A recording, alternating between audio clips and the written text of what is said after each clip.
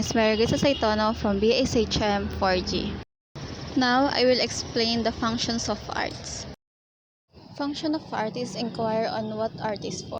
When it comes to function, different art forms come distinctive function.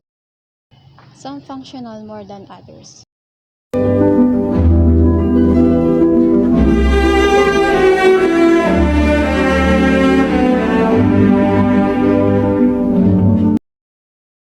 Personal functions of art.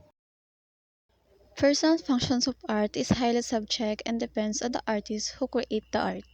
An art may be created for expressing self, for entertainment, or for the other purposes. For example, psychological expression, love or marriage, and spiritual concern. Social functions of art.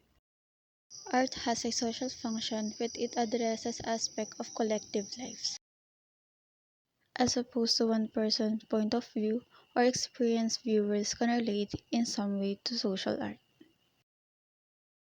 Example of social art is No Limitang Here and El Filibusterismo by Jose Rizal.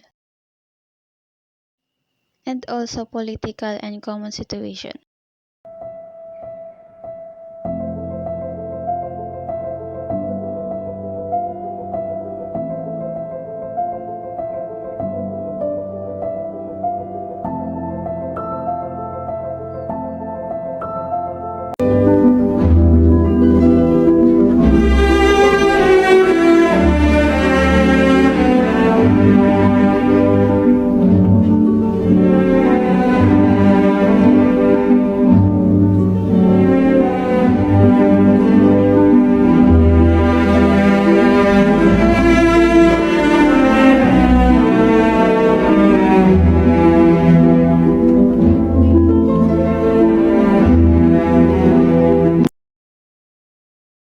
Physical functions of art.